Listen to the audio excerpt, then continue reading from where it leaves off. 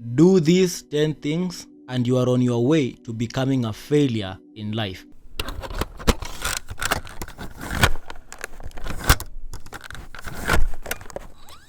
And these are the 10 causes of failure as coined by Napoleon Hill in the book Think and Grow Rich. So let's begin.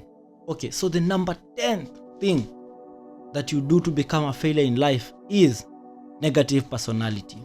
Now, what do we mean by negative personality? Now, negative personality means that you don't have the necessary people skills to enable you to get to the next level. Remember that whatever it is that you desire to have, to achieve, or become, there is someone somewhere that has that power to take you to that next step. And if you have low or not adequate people skills, communication skills, it means that your chances of becoming successful are very low. So this means that you should take courses, you should read books, you should go to seminars about communication skills or people skills. It's very important to have adequate people skills. Number 9, we have lack of persistence. Now, persistence means that you continue doing that thing. Let's say you have a goal, you have a plan. You already have a goal, you have a plan, you have a strategy. Now it's about putting that strategy into work and keep on bringing more and more and more.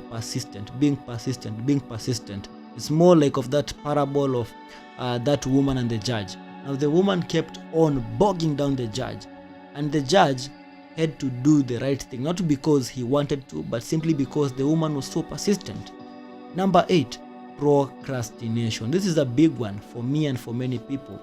Now, procrastination is whereby you are actually always waiting for the right moment or the right time to act, not knowing that the right time never comes.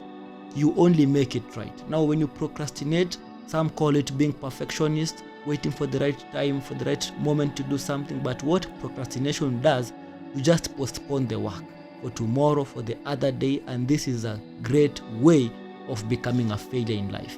Number 7, we have unfavorable environmental influences during childhood.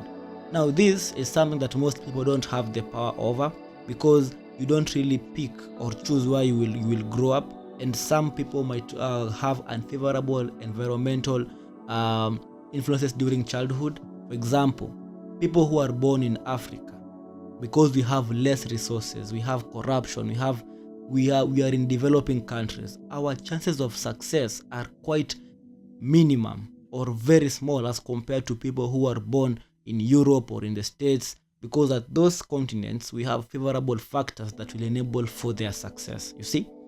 And then we have, at number 6, we have what we call intemperance. Now, intemperance means that you overindulge in things. You don't have what we call self-control. You overindulge in eating, you overindulge in drinking, you overindulge in maybe sexual activities.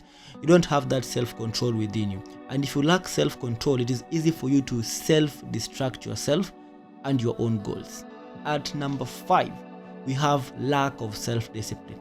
This is more like of that lack of or intemperance. Lack of self-discipline means that you don't really have that, you depend on motivation for you to do some things. And when you depend on motivation, it means that some days you will feel like doing it and some days you won't feel like doing it. But if you only do things whenever you feel like doing them, you cannot outwork the person who does what they have to do whenever they have to do it, when they feel like doing it or not feel like doing it, they still have to do it. That is self-discipline. In other words, self-discipline is simply conquering the self. When you conquer the self, you can achieve all your goals. And at number 4, we have what we call insufficient education. Now, insufficient education means that you don't have the necessary skills for you to achieve success. And when you lack the skills required, then there is nothing that you can offer. Remember, money, achievement is done when you are able to provide some form of value. If you can provide people some form of value, they will pay for it through attention or through whatever else. But you can't have these skills if you have insufficient education. And number 3, we have lack of ambition to aim above mediocrity. This is a big one. Now, most people don't have any ambition to become exceptional. They don't have the ambition to become better. They don't have the ambition to actually succeed. They just want to be like the rest. They just want to be like the crowd.